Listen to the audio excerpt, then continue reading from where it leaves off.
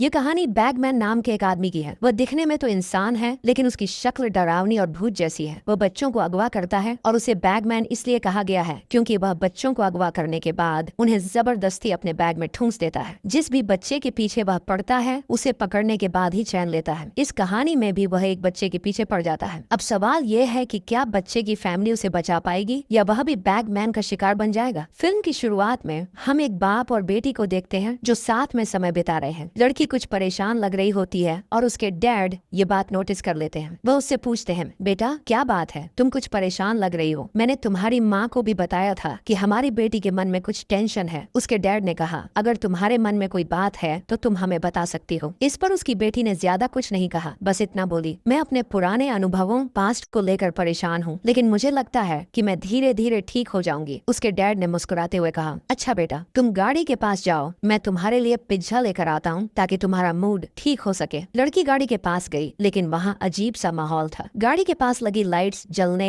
और बुझने लगी। फिर अचानक सारी लाइट्स एकदम से बंद हो गईं। ये देखकर लड़की बहुत डर गई। काफी देर हो चुकी थी और उसके डैड भी वापस नहीं आए थे। डर और चिंता में उसने खुद ही अपने डैड के पास जाने का फैसला किया। वह उस होटल पहुंच गई जहाँ से उसके डैड पिज्जा लेने गए थे। होटल पूरी तरह खाली था। जब लड़की अंदर गई और अपने डैड को देखने लगी तो उसने देखा कि वो जमीन पर पड़े हुए थे। उनकी हालत बहुत खराब थी। वो जख्मी थे और उठ भी नहीं पा रहे थे। ऐसा लग रहा था जैसे उनके हाथ पैर काम नहीं कर रहे थे, जैसे वो पैरालाइज हो गए हों। अपने डैड की ऐसी हालत देखकर लड़की बहुत घबरा गई, पर इससे पहले कि वह कुछ समझ पाती वहाँ बैगमैन आ गया। उसने लड़की को पकड़ लिया और जबरदस्ती उसे अपने बैग में ठूंसने लगा। जैसे ही उसने बैग की जिप बंद की, लड़की की वही मौत हो गई। इस हादसे को 4 साल बीत जाते हैं। इसके बाद कहानी एक नई फैमिली की ओर बढ़ती है। इस फैमिली में हस्बैंड का नाम पैट्रिक था। उसके साथ उसकी वाइफ और उनका छोटा सा बेटा रहता था। ये फैमिली अपनी जिंदगी खुशी खुशी बिता रही थी। आज पैट्रिक के घर उसका भाई और उसकी वाइफ की बहन उनसे मिलने आते हैं। वे अक्सर उनसे मिलने आते रहते थे। पैट्रिक और उसका भाई लकड़ी का बिजनेस करते थे। पैट्रिक अपने भाई को बताता है, मैंने एक मशीन बनाई है जो पेड़ों की कटाई बहुत अच्छी तरह और कम समय में कर सकती है। इस मशीन के इस्तेमाल से हमारी बहुत सारी मेहनत और पैसे बच जाएंगे। जब उसके भाई ने मशीन का काम देखा तो वह भी बोला, हाँ भाई, ये प्रोजेक्ट सच में बहुत बढ़िया है, सभी लोगों को ये बहुत पसंद आएगा। इस बीच पैट्रिक की वाइफ करीना अपनी बहन से बातें कर रही थी। फिर जैसे ही रात हुई, पैट्रिक का भाई और करीना की बहन वहाँ से चले जाते हैं। रात को जब पैट्रिक डस्टबिन में कचरा डाल रहा था, तभी घर की लाइट्स जलने बुझने लगती हैं। उसे जंगल की तरफ से कुछ अजीब सी आवाजें भी सुनाई देने लगती हैं। पैट्रिक को लगने लगा कि जरूर जंगल में कोई आया है, इसलिए वह देखने के लिए वहाँ गया, लेकिन उसे वहाँ कोई नहीं दिखा। ये देखकर वह थोड़ा घबरा गया और वापस घर आ गया। सुबह होते ही पैट्रिक अपनी कंपनी में चला गया, जहाँ उसका भाई भी मौजूद था। दोनों भाई वर्करों से काम करवा रहे थे। ये कंपनी उनके डैड ने शुरू की थी, लेकिन अब उनके डैड की मौत के बाद इसका मालिकाना हक इन दोनों भाइयों के पास था। पैट्रिक का भाई कहता है, जब से डैड की मौत हुई तब से मुझे बुरे बुरे सपने आते थे, लेकिन धीरे धीरे मैंने खुद को संभाल लिया। पैट्रिक लकड़ी को चाकू से तराशते हुए